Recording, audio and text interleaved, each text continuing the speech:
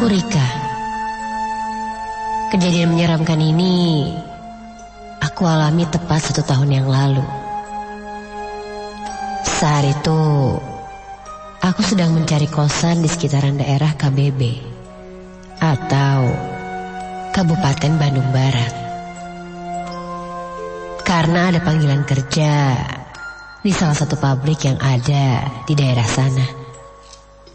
Jadi aku memutuskan untuk mencari kosan di daerah sana, yaitu kosan yang dekat dengan pabrikku tempat bekerja.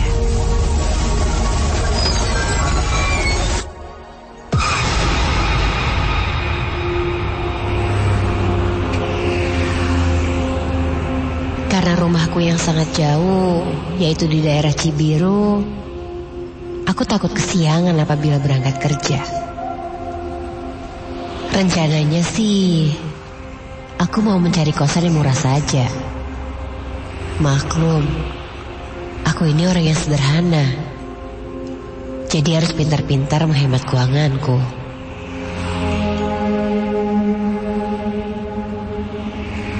Waktu itu, aku ditemani salah satu temanku yang tahu persis dengan wilayah KBB.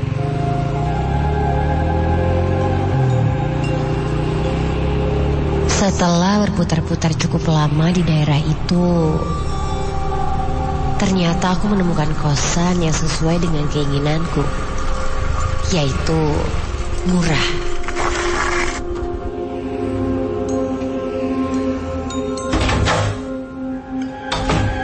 Kosan itu sangat besar dan ada 2 lantai. Lantai pertama ada 3 kamar. Dan lantai kedua ada 2 kamar. Hingga aku mendiami lantai 2. Karena ternyata lantai 1 sudah penuh.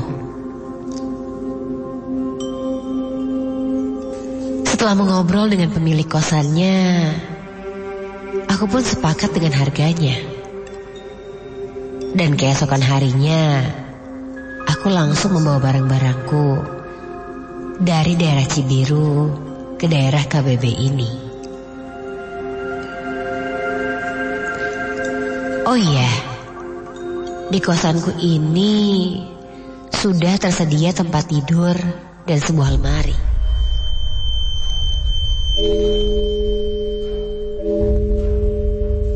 Lemari itu terlihat seperti lemari tua, namun meskipun sudah tua umurnya masih layak pakai.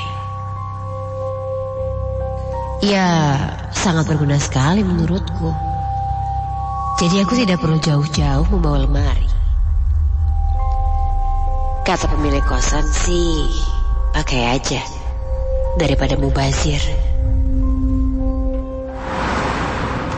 Mendengar itu, aku sangat senang sekali. Aku pun tidak menanyakan lemari siapa itu.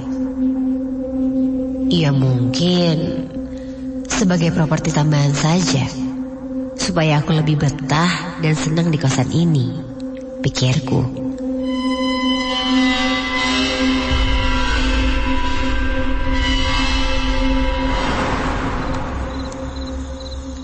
Hari itu, hari pertama aku mendiami kosanku.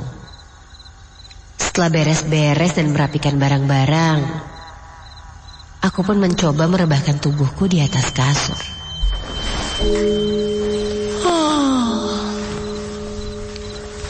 Aku lihat waktu sudah menunjukkan jam 9 malam. Dan malam itu sangat hening sekali.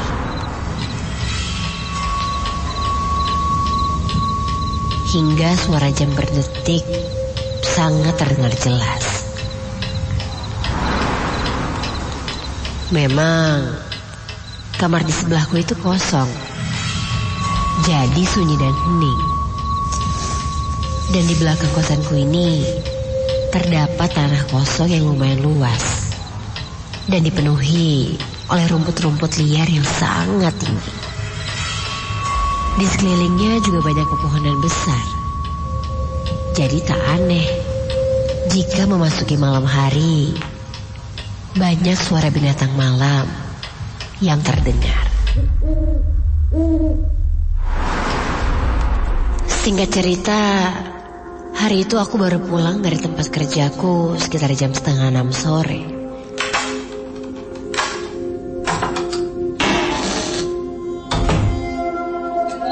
Aku mendengar di lantai 1 kosan ini sangat ramai dan berisik.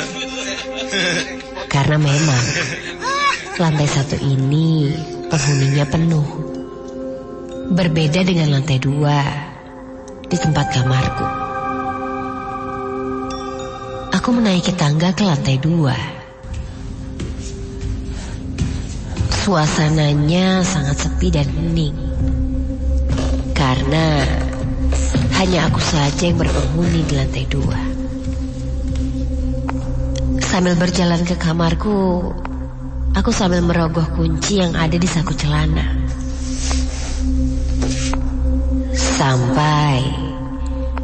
Ketika sampai di depan pintu kosan,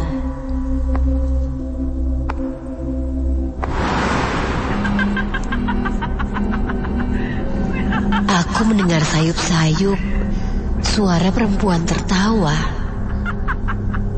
Suara perempuan tertawa itu sangat kecil, seperti meringik.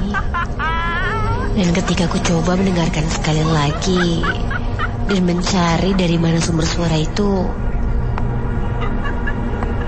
ternyata suara itu berasal dari dalam kosanku. Hah? Apa ada orang dalam kamarku?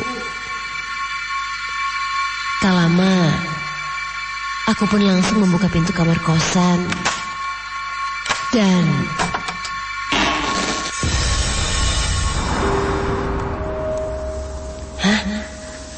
ternyata tidak ada siapa-siapa. Tapi ada yang aneh dari suasana kamarku ini. Aku melihat pintu lemariku terbuka. Seingatku sih, aku sudah menutupnya tadi pagi sebelum berangkat.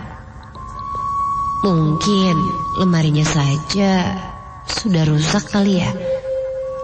Ya, namanya juga lemari tua. Aku pun menutup kembali lemari itu dan menghiraukannya.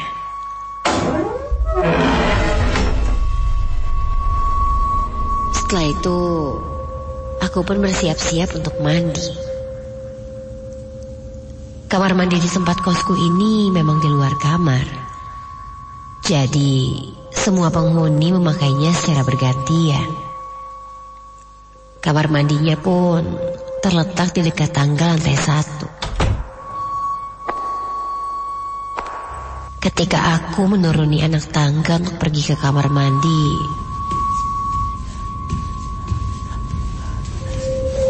aku berpapasan dengan seorang perempuan di tangga. Perempuan yang sangat cantik dan masih muda, yang terlihat berjalan ke arah atas, yaitu ke lantai 2. Aku sempat berpikir dan bertanya-tanya, itu siapa ya? Apa penghuni kosan baru juga di lantai 2? Tapi ada yang aneh ketika aku berpapasan dengan perempuan itu. Wangi parfumnya tidak biasa, sangat menyengat sekali. Aku pun memberikan senyuman padanya.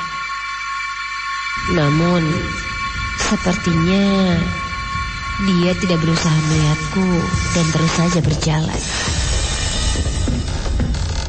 Sampai ketika perempuan itu sudah di lantai 2, aku sedikit mengintipnya. Dan memang benar, ternyata perempuan itu masuk ke kamar di sebelahku. Syukurlah, akhirnya aku punya tetangga juga.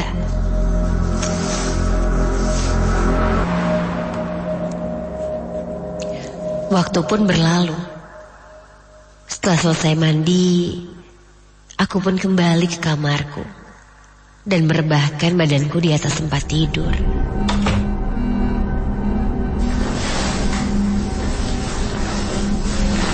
Hingga tak terasa, aku pun tertidur lelap. Entah untuk berapa lama, aku pun tiba-tiba terbangun dari tidurku. Dengan setengah sadar, aku coba membuka mataku sebelah, mengintip untuk melihat jam berapa sekarang. Jam di kamarku letaknya persis di dekat lemari. Ketika aku melihat ke arah lemari, astaga! Betapa kagetnya aku ketika aku melihat seorang perempuan sedang berdiri menghadap cermin yang ada di lemari. Masih dalam keadaan setengah sadar, aku pun mengucuk mataku dan bangun dari tidurku.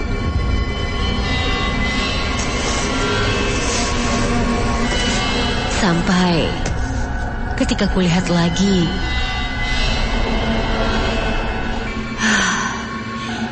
tidak ada siapa-siapa. Mungkin aku hanya bermimpi tadi. Hingga kulihat jam, ternyata sudah jam 4 subuh.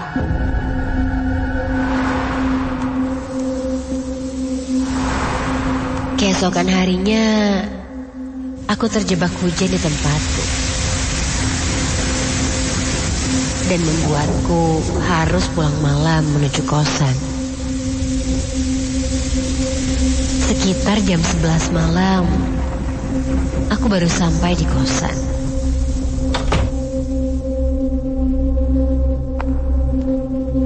Dan lagi-lagi, aku berpapasan dengan perempuan penghuni kamar di sebelahku.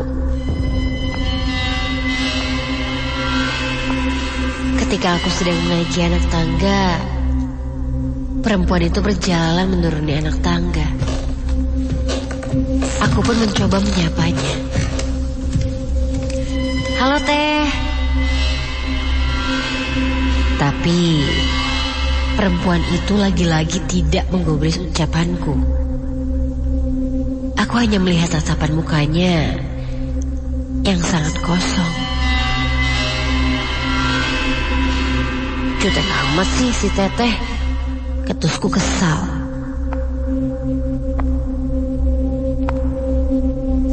Setelah sampai di kamar, aku pun mencoba merebahkan badanku. Aku ingat malam itu adalah malam Jumat. Tapi aku tidak berpikiran yang aneh-aneh. Bekerja seharian membuatku lelah. Hingga akhirnya aku tertidur pulas. Entah berapa lama aku tertidur, aku pun terbangun karena mendengar sesuatu. Seperti suara orang bernyanyi.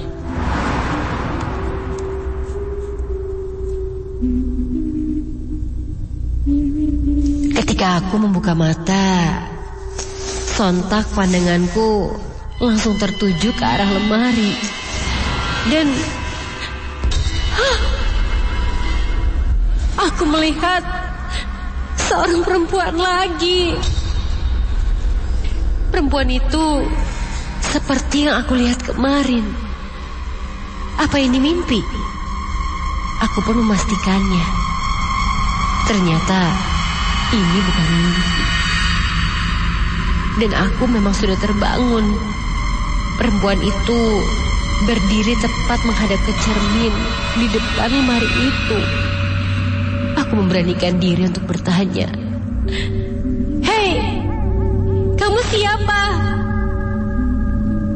Seketika perempuan itu menghentikan nyanyiannya dan perlahan membalikkan badannya ke arahku. Astaga!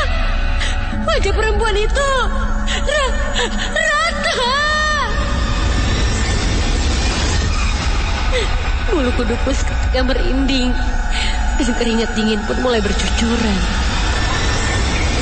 Aku langsung tahu ternyata itu bukan manusia, tetapi itu hantu. Suara nyanyiannya pun kini terdengar kembali. Perempuan itu sangat menyeramkan. Sekuat tenaga aku mencoba untuk bangun dari tidurku dan bergegas lari keluar kamar. Sampai aku menabrak seseorang. Dan ketika aku lihat, ternyata itu penghuni kamar di sebelahku.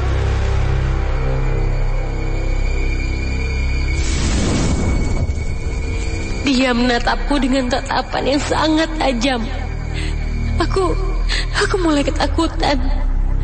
Jangan-jangan dia pun bukan manusia. Sampai kulihat tanganku mulai digapai olehnya. Dan dia pun membacakan doa-doa untukku. Ternyata perempuan penghuni di samping kamarku memang benar-benar manusia.